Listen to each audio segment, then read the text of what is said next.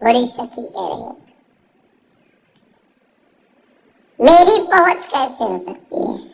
जहां नवनिभृत निकुंज में हमारी महारानी जो विराजमान है, जिनके श्री चरण को अपने कर कमल में लिए हुए महावर रचना अखिल कोटि ब्रह्मांड नायक परात्परीश भगवान श्री कृष्ण कर रहे हैं, जिनकी बेड़ी स्वयं अपने कर कमल से लालजू महाराज प्रभु बांध रहे हैं, वहां मेरी पहुंच कैसे हो सकती है?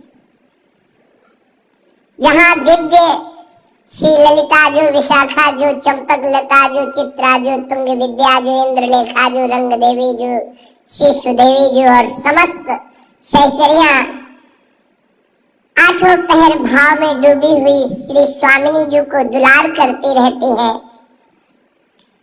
जहां की महिमा वेद भी नहीं जानता, अलक्षम राधाख्यम निखिल निगमयी रप्यतितराम रसाम्भोधेशारम किमपि सुकुमारम विजयते, वहां मुझ अधम की पहुंच कैसे हो सकती है?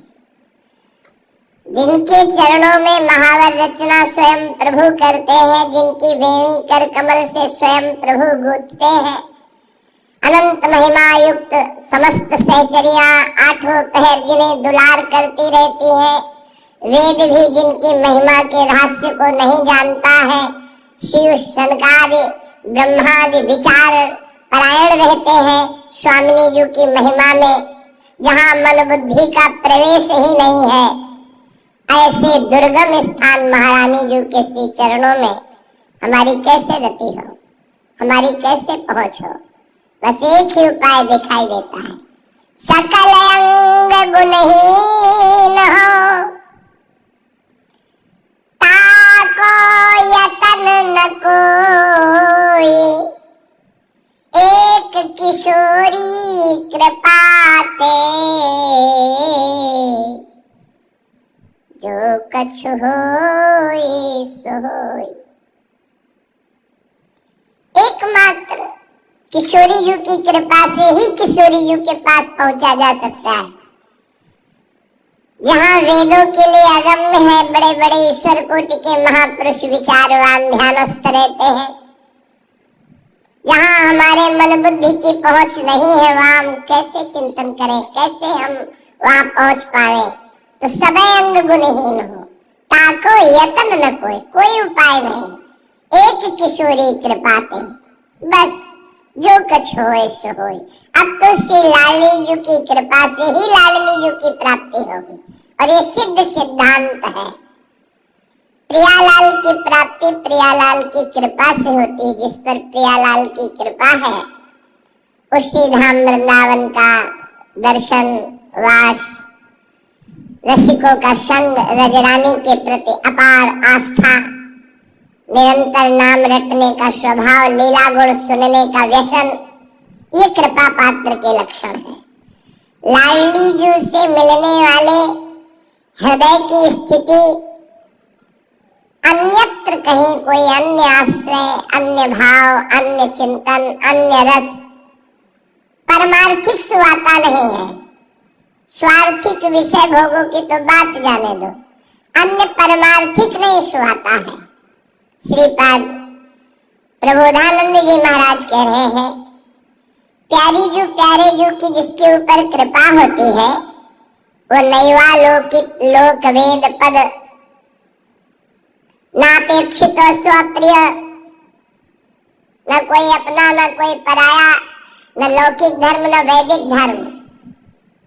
जो प्रिया जी की प्रेम वृत्ति को प्राप्त करने का मार्ग है, श्रीपाद कह रहे नैवा लौकिक लोक वेद, वो न लोक रीति को न वेद रीति को, न स्व प्रिय, न कोई अपना प्रिय है और न कोई पराया है, अर्थात किसी से कोई संबंध नहीं।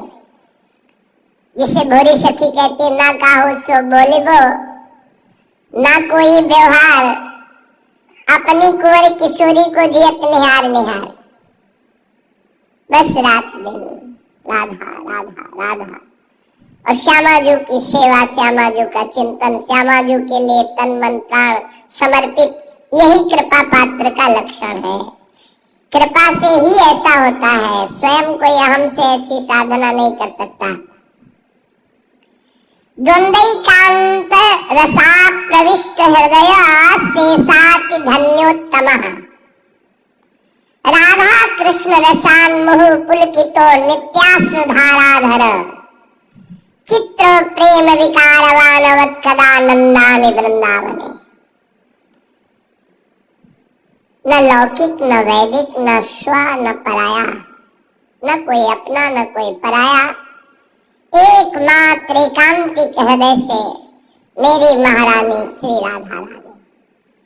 ये वृंदावन है, वृंदावन का प्रेम रस है। जहाँ कहीं प्रेमियों की चर्चा होती है तो गोपी प्रेम की ध्वजा होती है, और ये ध्वजा जो फहरा रही है वो प्यारी जी के चरण रज के प्रताप से। आधाय मूर्धन यदा पुरदार गोप्यः काम्यं पदं त्रिगुणैरपि पिच्छमौले। भावोत्सवेन भजतां रसकामधेनुं तं राधिका चरण रेणु महं स्मरामि। ये किशोरी जी की चरण रज का प्रताप। प्रेम नहीं वालों के, वो किसी की तरफ नहीं देखता। प्रीति न काहू की कानी बिचारे, मार्ग अपमार्ग विथिकित मन को अनुसरत निवारे। मार्ग है कि अपमार्ग है, ये धर्म है कि अधर्म है, ये सब कुछ प्रेमी नहीं देखता।